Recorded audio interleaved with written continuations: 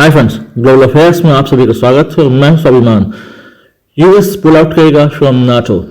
Trump जो अगले महीने प्रेसिडेंसी संभालेंगे, उन्होंने एक इंटरव्यू में कहा कि वो प्लान कर रहे हैं कि नाटो से यूएस को मुक्ति दिलाई जा सके। ट्रंप का ऐसा मानना है कि नाटो में रहते हुए यूएस ने बहुत सारे खर्चे किए, विश्व के युद्धों में उलझा, जिससे यूएस को ही फाइनेंशियली नुकसान हुआ। फिर चाहे अफगानिस्तान का युद्ध हो, नॉर्थ कोरिया साउथ कोरिया का टसल हो, ईस्ट जर्मनी वेस्ट जर्मनी का झगड़ा हो, इन सब में यूएस बेवजह उलझा और विश्व में अनावश्यक अशांति फैली, जिसमें यूएस का ही नुकसान हुआ। अगर देखा जाए तो नाटो बना था 1949 में, जिसमें तब लगभग 10-12 देश थे और उसमें प्रिंसिपल कंट्री यूएस था, जो आज भी है। United states of America NATO का प्रिंसिपल फाइनेंसर भी है, इसलिए सबसे ज़्यादा फंड नाटो को यूएस से ही मिलता है। और इस वक्त झगड़ा चल रहा है यूक्रेन और रशिया में, उसमें सबसे ज़्यादा कंट्रीब्यूशन नाटो को यूएस तरफ से ही आ रहा है। जो बिडेन एडमिनिस्ट्रेशन जब तक पावर में है, वो लगातार यूक्रेन को सपोर्ट कर रहे हैं through arms and financial aid. ये भी बताया जा रहा है कि यूएस के फंड को जेलेंस्की अपने करप्शन के कारण डकार जा रहे हैं, जिससे यूएस को नुकसान होता जा रहा है। तो वो चाहते हैं कि जल्द से जल्द नाटो को अलविदा कहे यूएसए और अपने इंटरनल मैटर्स में ज़्यादा फोकस करे, क्योंकि ट्रंप का यह मानना है कि यूएस का काम नहीं कि विश्व के झगड़ों में उलझे। वैसे भी ट्रंप की छवि कुछ इस प्रकार की है कि वो जाने जाते हैं युद्ध को शांत करने के लिए, झगड़े को खत्म करने के लिए, किसी युद्ध को शुरू करने के लिए नहीं। अब्राहम अकॉर्ड उनका एक सक्सेसफुल ऑपरेशन था, जिसमें उन्होंने इसराइल और दूसरे मुस्लिम देशों को साथ लाया और एक अकॉर्ड शुरू किया। इससे उनकी एक पॉजिटिव छवि भी बनी ग्लोबली। तो आने वाले समय में अगर हम ये सुने कि अब यूएस अलविदा कह चुका है नाटो को, तो कोई बड़ी बात नहीं होगी।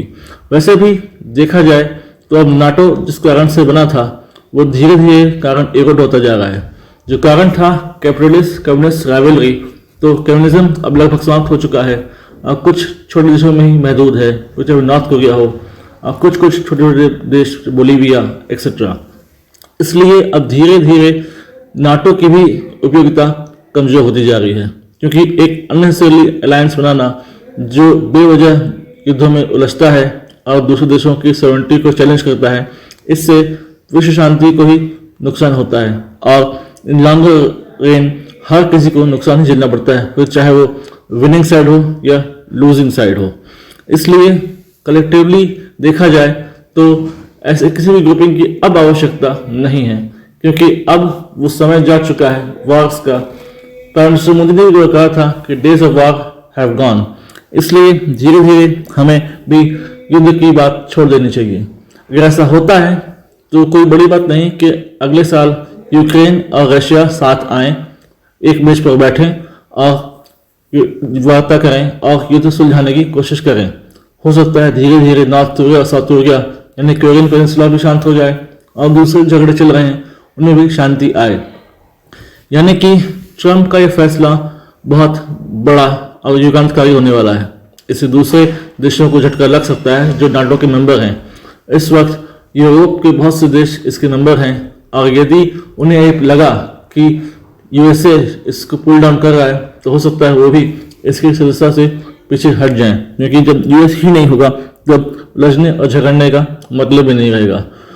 तो it's news in transition, it's very important news. मुझे लगा कि एक वीडियो शॉर्ट ही सही लेकिन होना चाहिए, so I made a video this regard. Do watch and thank you very much for your support. Jai Hind, Jai Bharat. Please do subscribe channel. Thank you.